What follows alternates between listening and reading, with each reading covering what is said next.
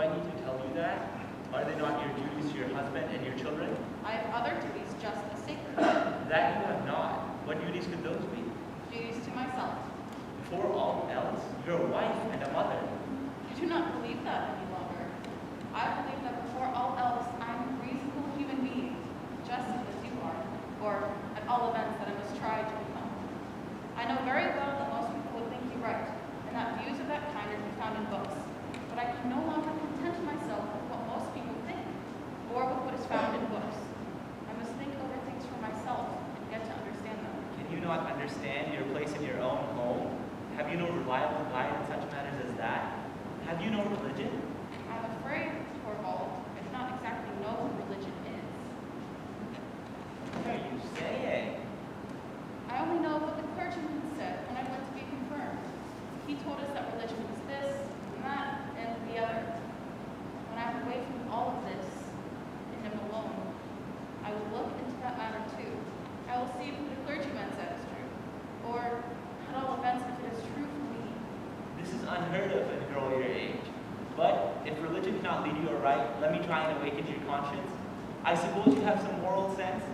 Or answer me, am I to think you have none? I assure you, Torvald, it is not an easy question to answer. I really don't know. The thing perplexes me altogether. I only know that you and I see it in quite a different light. I'm learning, too, that the law is quite another thing from what I supposed, but I find it impossible to convince myself that the law is right. According to which, a woman has no right to spare her old dying father or to save her husband's life. I can't believe that. You talk like a child. You don't understand the conditions of the world in which you live.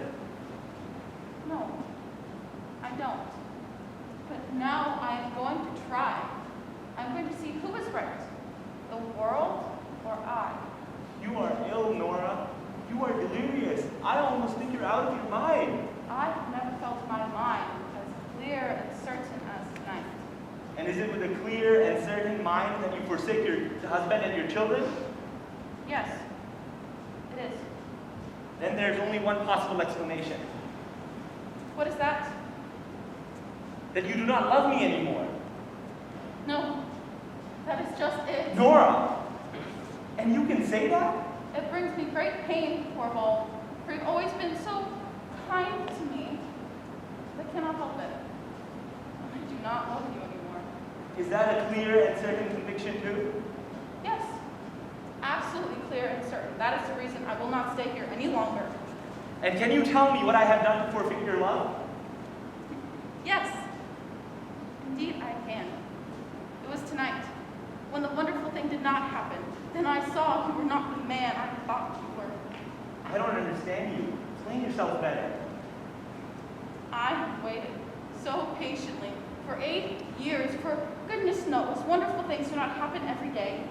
Then this horrible misfortune came upon me, and I was certain that the wonderful thing would happen at last. When Krogstad's letter was lying out there, never for a moment did I imagine that you would consent to accept this man's conditions. I was so absolutely certain that you would say to him, publish the thing to the whole world. When that was Yes! done, What then? When I had exposed my wife to shame and disgrace? and when that was done, I was so absolutely certain that you would come forward and take everything upon yourself and say, I am the guilty one. Nora! You mean to think that I would never have accepted such a sacrifice on your part? Of course not. But what would my assurances have been worth against yours? That was the wonderful thing which I hoped for and feared. And it was to prevent that I wanted to kill myself. Nora, I would gladly work night and day for you, bear sorrow and want for your sake, but no man would sacrifice his honor for the one he loved. It is a thing hundreds of thousands of women have done. Oh, you think and talk like a heedless child. Maybe. But you neither think nor talk like the man I could bind myself to. As soon as your fear was over, and it was not your fear for what threatened me, but for what might happen to you, as soon as it was past, it was exactly as if nothing at all had ever happened. Exactly as before, I was your little skylark, your doll, which you would in future treat with doubly gentle care, because it was so brittle and fragile. Torvald, then it dawned upon me that for 8 years I had been living here with a strange man and had borne him 3 children. Oh, I can't bear to think of it. I could tear myself into little bits. I see. An abyss has opened up between us. But Nora, would it not be possible for us to fill it up? As I am now, I have no wife for you. But I have it in me to become a different man. Perhaps if your dog is taken away from you. But to part? To part from you, Nora? No, I can't understand that idea. That makes it all the more certain that it must be done. Nora, not now. Wait until tomorrow. I cannot spend the night in a strange man's room. But can't we live here like brother and sister? You know very well that would not last long. Goodbye, Torvald. I will not see the little ones. They are in better hands than mine. As I am now, I am of no use to them. But someday, Nora, someday. How can I tell? I have no idea what is going to become of me.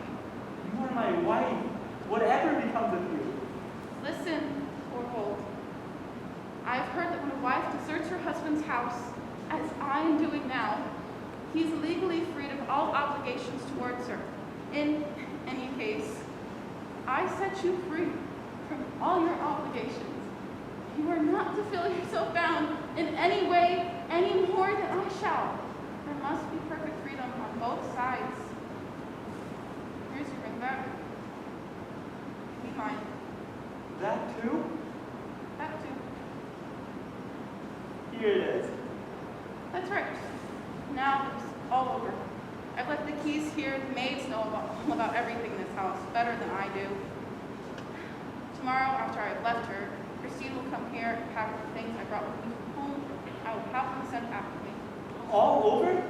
All over, Nora? Shall you never think of me ever again?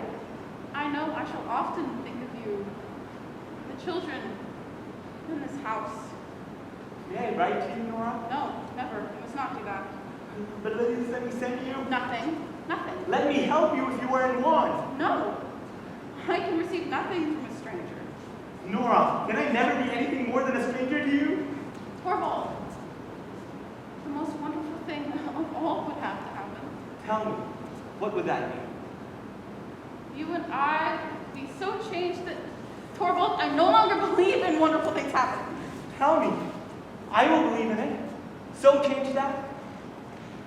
That our life together would be a real wedlock. Goodbye. Nora! Nora!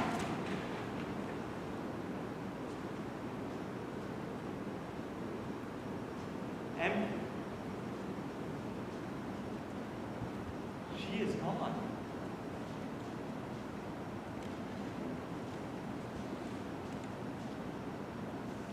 The most wonderful thing of all.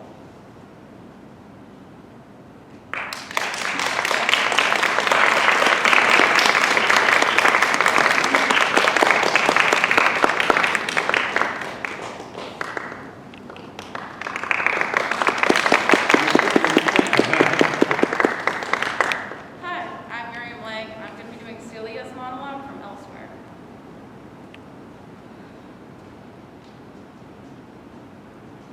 All the dishes are broken. Are you happy now? I'm going to have new dishes delivered. I like those dishes, Teddy. Those dishes were my favorite dishes ever. I got them when I moved in here. They have sentimental value. I don't know why you made me do that. Maybe you were unaware of the sentimental value of the dishes. You're oblivious to my dishes. Of course you are. But have you no heart? Each broken dish was a part of me I can never get back. When I eat these new dishes, I will remember this day and how you were cold to me at night, even though there were things you could have done to prevent it. When I'm dying of pneumonia, I will eat my last meal off these dishes, and I will remember you and curse you for your unfeeling nature. You are the devil. You are the worst creature to ever walk this planet. I will die. I will die of neglect unless you intercede. It's It's your choice. I'm drowning. All you have to do is reach your hand out to pull me from the icy water. Don't you understand? Either you sleep in my bed, or you have to get